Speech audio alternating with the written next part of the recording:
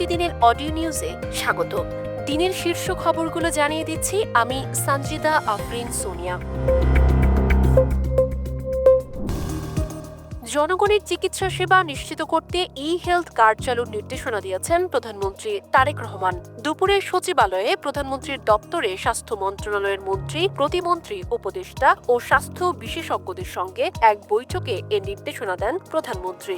প্রধানমন্ত্রীর অতিরিক্ত প্রেস সচিব আতিকুর রহমান রুমন পরে সাংবাদিকদের এ তথ্য জানান। তিনি বলেন, প্রধানমন্ত্রী ই-হেলথ কার্ড চালুর কাজ শুরু করতে স্বাস্থ্যমন্ত্রীকে যথাযথ নির্দেশনা দিয়েছেন। সরকারের নীতি হচ্ছে চিকিৎসা সেবা জনগণের দোরগোড়ায় পৌঁছে দেয়া। এ ব্যাপারে মন্ত্রণালয়কে আরও সক্রিয় হওয়ার নির্দেশ দিয়েছেন প্রধানমন্ত্রী। বৈঠকে সরকারি বিভিন্ন মন্ত্রণালয় ও সংস্থার পরিত্যক্ত ভবনসমূহ চিহ্নিত করে সেগুলোকে স্বাস্থ্য ও পরিবার কল্যাণ মন্ত্রণালয়ের অধীনে নিয়ে স্বাস্থ্যকেন্দ্র করার বিষয়েও আলোচনা হয়েছে। চাঁদাবাজ ও অস্ত্রধারী দাগী আসামিদের বিরুদ্ধে ঢাকাসহ সারা দেশে সাঁড়াশি অভিযান পরিচালনা করা হবে বলে জানিয়েছেন স্বরাষ্ট্রমন্ত্রী সালাহ উদ্দিন আহমদ।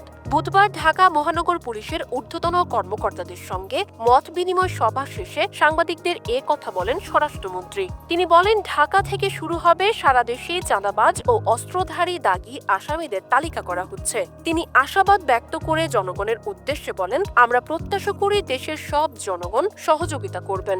আমরা জনগণকে আশ্বস্ত করতে চাই, দেশের শান্তি শৃঙ্খলা, আইন শৃঙ্খলা পরিস্থিতি নিশ্চিত করা হবে।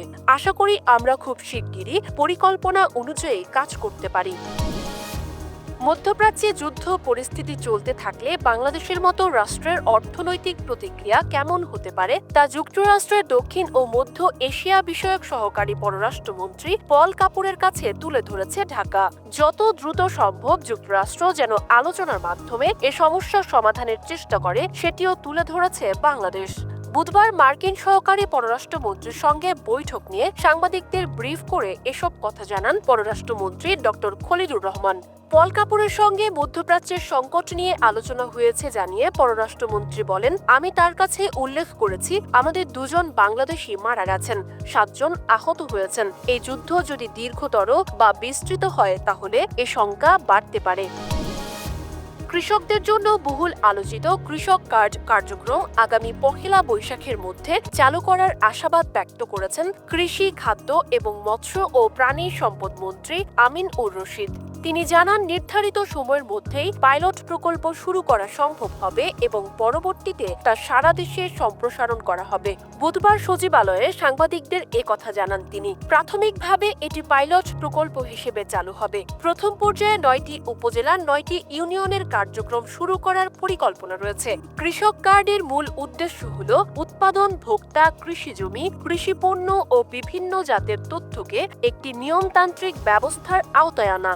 ফলে কৃষকরা সহজে সরকারি সহায়তা পাবেন এবং সরকারের কাছেও কৃষি খাতের সঠিক ও হালনাগাদ তথ্য থাকবে।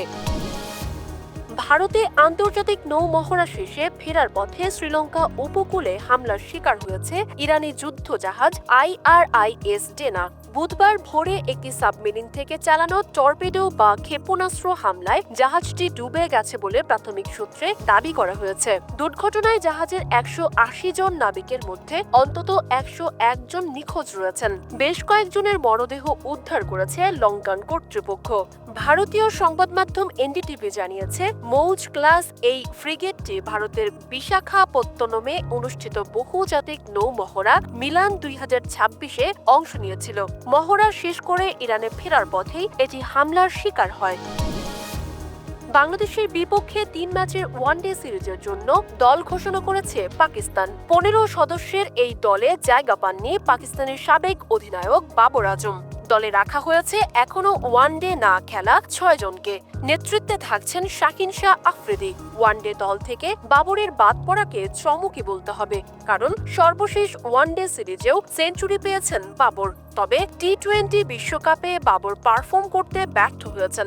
বিশ্বকাপে 6 ম্যাচে মাত্র 91 রান করেছেন বাবর, তাও 112.34 স্ট্রাইক রেটে। ছোট পর্দার অভিনেতা জাহির আলভির স্ত্রী আফরা ইবনাত খান ইকরার মৃত্যুর ঘটনায় বিতর্কের কেন্দ্রে উঠে এসেছে তার সহ অভিনেত্রী ইফফাত আরা তিথির নাম।